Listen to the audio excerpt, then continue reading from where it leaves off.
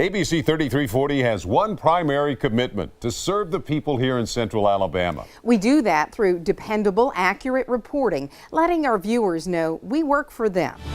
Right now on the news at 10. 2015 started with a snowstorm, creating dangerous road conditions. ABC 3340 went on the air and stayed on the air until it started to melt. For now, it's just a light misting coming down, no snow. All that's left of that snow is what you can find here on the cars. Lauren Walsh is live from Aniana tonight, where she watched the snow fall all day long. Lauren, you had some heavy snow out there. How's it looking now? We did, Dave and Brenda, and snow continues to fall out here in Aniana. Let me show you, we're down here downtown off of First Avenue, and let me show you just how much snow has accumulated today. If you come down here, we're at 5 inches in Aniana. It was pretty decent forecast. The one problem we had, the numbers were too low. My original numbers had 3 to 6. It turned out to be 5 to 8. And clearly some spots are going to wind up with 1 foot. They reported that there were nearly 30 accidents, more than 30 accidents that took place. There were no injuries reported in those incidents, but again, those were 30 multi-vehicle accidents that took place, and these roads were just deemed unpassable. But the good news also is that the snow is starting to lighten up quite a bit. We feel as though it is moving out for the evening, but we're going to be here throughout the night. We're going to bring you live updates from Coleman beginning tomorrow morning on Good Morning Alabama. Workers with the Gadsden Etowah County Emergency Management Agency are in for a long night. Doesn't take long if we get a big snow event for them to get overwhelmed. Emergency crews are ready to handle the snow, but it's not Cooey's main concern. Any amount of ice causes a problem for travel. Police officers have helped dozens of drivers who have reported sliding on the ice, but so far they have not heard of any major injuries. It doesn't matter when severe weather hits Central Alabama. We're committed to being here even on Christmas Day. A tornado and massive flooding left families stranded and without homes. We told the stories of the rescued and the people who saved them. The National Weather Service says 50 homes in the area were damaged by the storm, and right now between 12 and 20 are uninhabitable. I am so grateful that God looked upon us and blessed us to be alive. Gloria Hardy thankful for her life Saturday. This is all that's left of the home she's lived in for 37 years. It's amazing what a storm can do quickly. We begin this hour with developing news out of Bibb County. Around 2:30 this afternoon, there was an explosion at Brent Industries. Those explosions, we were told just a few moments ago, are still happening. When a massive plant explosion in Brent killed a worker and injured many others, ABC 3340 got up close, interviewing firefighters and victims' families. I jumped the fence to get him away from the plant because it was going to blow again. You know, he had already blew up one time. It was going to blow again, so I just got him away from it. But he was burnt pretty bad on his arms, and behind his neck, and on his leg. He was shaking real bad. He was in a lot of pain. Breaking news. There is an apparent hostage situation that started at a doctor's office in Jemison. A community on lockdown, a standoff at a Jemison doctor's office unfolded on our air. We interrupted programming and kept communities informed until the man who police say shot and killed his wife was behind bars. Tag team is assisting in the barricaded suspect. Hopefully we'll have this concluded before long. A massive accident left a truck driver dead, shutting down one of Birmingham's main arteries just as school let out. When viewers needed to know how they could get home, we were there, live at the scene, interviewing 2 of the victims minutes after they crashed, still inside their damaged car. We was riding behind that Explorer, I guess is what it was, and she blew a tire, and when she did, she went sideways and swerved toward that 18-wheeler. And when she hit him, he kind of fell over and he hit that sign, or he fell, I'm not really sure.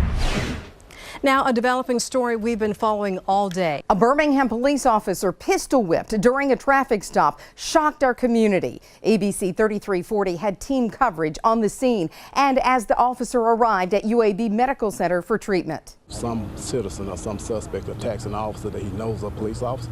It means that person is very dangerous. In 2015, we celebrated our Alabama history. 50 years after the March on Selma, former presidents, dignitaries, civil rights icons, and foot soldiers joined with Governor Robert Bentley and President Barack Obama to make another historic trek. Veterans of the movement train newcomers in the tactics of nonviolence, the right way to protect yourself when attacked. Mr. Obama's message also touched on his administration's work for voters' rights. Massachusetts Senator Elizabeth Warren supports making sure everyone in America votes. Let's keep in mind the Voting Rights Act that was passed following Selma has been gutted by the United States Supreme Court. It is a sin that we have not, in the United States Congress, revigorated the Voting Rights Act and gotten it back to the president's signature. That's what we should be talking about in Selma today. President Barack Obama visited Alabama once again, this time to talk economy and consumer protection. Hello, Alabama. ABC 3340 was there at the airport, all along the route, and at Lawson State Community College, then boarded Air Force One. This is just amazing. This is a neighborhood that I used to come out because my husband taught right down the street for years. She never thought in 84 years she would ever see any president up close. It's just amazing that this school, small as it is, to get our president to come out here. Now, ABC 3340 News Midday. Now on the Midday News. A landmark decision from the U.S. Supreme Court is topping our headlines. I shed tears of joy at work and then immediately left. So it's been a great day. I mean, to know that my family is one and nobody can take that apart and take that away from us, that's such a burden that has been lifted. The decision to legalize same-sex marriage impacted people across the country and in our state. We were live as soon as the decision came down.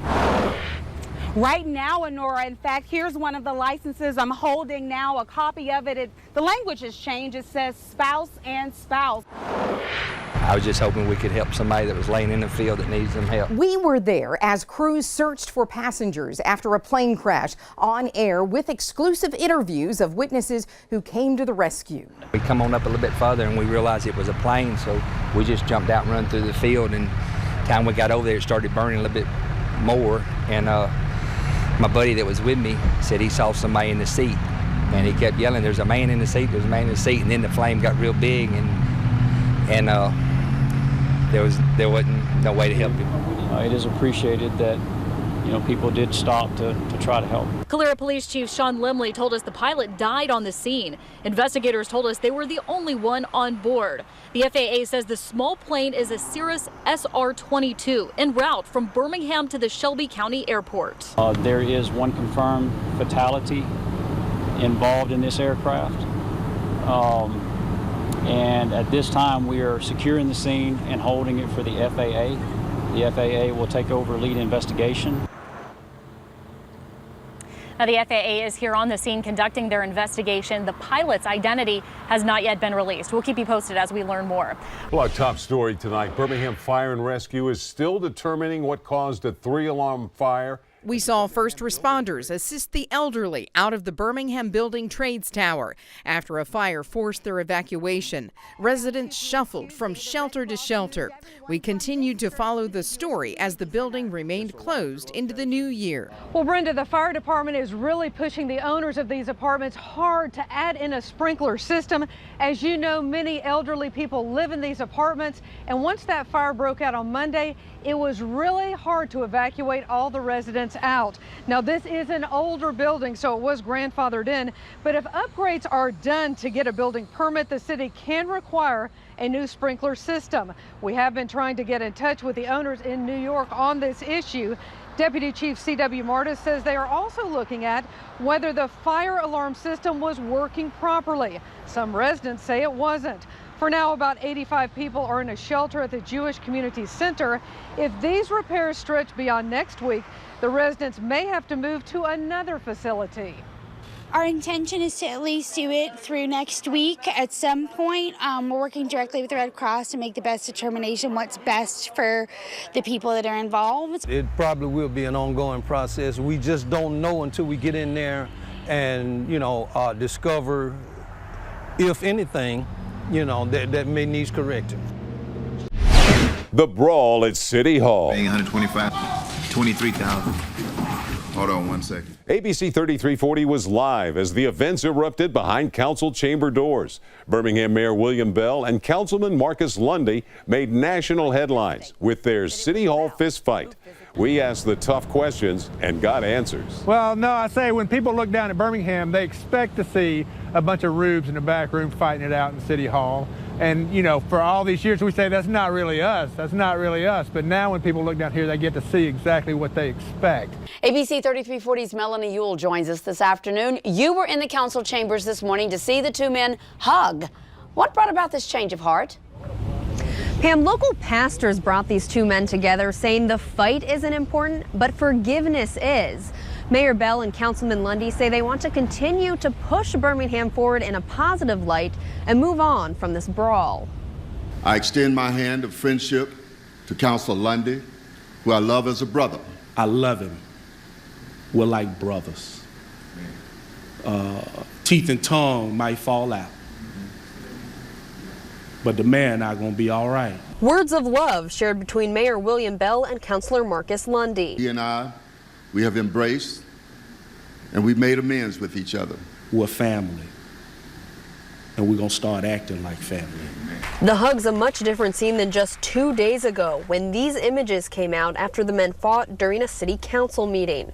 An arrest warrant was issued for Councilor Lundy, then later rescinded. At ABC 3340, we fight for our viewers. Our investigative team dug deep in city records to break an exclusive story. We researched to learn Mayor William Bell had been spending tens of thousands of taxpayer dollars on five-star hotels, pricey luxuries, and travel they couldn't prove benefited the city of Birmingham. Say these are all luxury hotels when you could stay at something less expensive. I could stay at a budget inn too, but I don't. And I did check to see if hotels were booked because that was the conference location. I found in some of the cases the luxury hotels that were chosen were not where the conferences were booked. Sometimes you need someone working for you. We renewed a promise earlier this year to help solve problems, find answers, and hold people accountable. So far, Fighting for You has put tens of thousands of dollars back into viewers' hands and gotten long-term problems addressed. In some cases, the help has been life-changing and life-saving. The calls came quickly. I feel like we stand a chance of losing our home, for one thing. It gets so close, it could sink our house in. With urgency. Sometimes I think, okay, am I going to fall asleep? Is something going to happen? Fighting for You is protecting your rights, ensuring a veteran could go inside the Jefferson County Courthouse with his service dog, educating renters. The eviction is going to be for what? Non-payment of rent. Helping people get legal help, ending a 5-year battle to get mail delivered to a Brookside man's house, and bringing overgrown properties to the attention of city and county leaders throughout the area. I'll call 3340. We can't get anyone else to help us, and sure enough, y'all came out here, and I appreciate y'all coming out here and doing this. We're also protecting your money, safely disposing personal information at Shredding for You events, helping a Tuscaloosa County family get a new roof, getting thousands of dollars for several families after contractors left jobs unfinished. Seeing a door woman was paid hundreds for damage to her home by a dish contractor. So I said, well, I'm going to call the Norgathings. Fighting for You work to protect your family by holding those in power accountable, prompting government investigations into environmental problems, unlicensed contractors, and unsanitary living conditions. It forced change to unsafe roads, remediation for a gasoline leak near a Hoover neighborhood, and the removal of a dead tree in Piedmont's right-of-way, dangerously close to falling on a child's bedroom. Thanks to 3340. Live from the station working for you, this is ABC 3340 News at 6. The Cotton Bowl parties are starting and the teams are warming up. The biggest game of the year for the Crimson Tide is now just an hour away. Mike Rada is live with the ABC 3340 sports team in Dallas. Mike? Dave and Honora, Alabama is the only team in this year's playoff that was also in the playoff last year. A total of 7 teams now have made the playoff, and the 2 head coaches involved in this game tonight feel like that's plenty. I think if we play as many games as we play now and go to 8 teams, we're going to be playing too many games. Well, it's the party that never stops back on the Blitz. Jeff Spiegel, Joe Whalen. Home field advantage hasn't been much of a factor for Mortimer Jordan. The Blue Devils have won 8 straight regular season road games, Jeff. Jenkins looking for Barge. Out of bounds. Auburn survives 27-20, and Jeff Spiegel has much more on the scare at Jordan Hare. Today, Jeremy Johnson became the first SEC quarterback since 2009 to throw 5 interceptions in the first 2 games of the season. But Gus Malzahn would rather you remember this. Johnson made a big throw for a touchdown to send this game into overtime, a game that Auburn won. And we had a lot of opportunities, and we fumbled and came back. It was just a lot of ups and downs, but he had bright eyes, and he wanted to lead our team. Just take one play at a time and let those guys make a play. And that's what they did for me. Melvin, also Peyton on that 3rd down. He just leaned over to the side and said, throw it to me now. I believed in him, and I just threw the check now. Sports, especially college football, is an important part of the fabric of our community. One of our college teams has represented our state in the national championship game 6 of the last 7 years, with the University of Alabama winning 4 of those, including this year's title. The Tide's 2014 season ended with a loss in the semifinals on January 1, 2015. But our coverage of their run won big, with daily specials from New Orleans.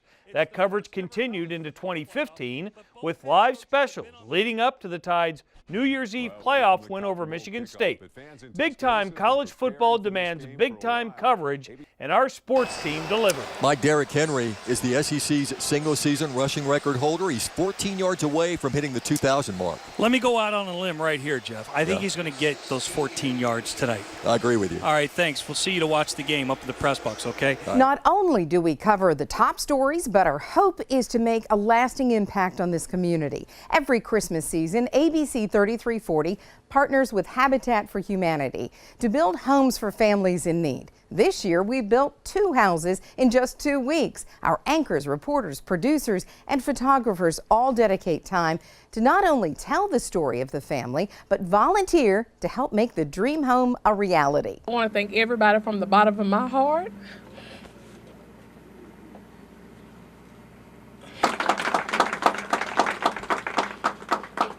You all have made this so possible for my daughter and my son and myself to spend our first Christmas in our house. And we're so excited. We're so thankful. I mean, you all were awesome. These are just a few examples of our commitment every day to give voice to those who need help and hold the powerful accountable. At ABC 3340, we're working for you.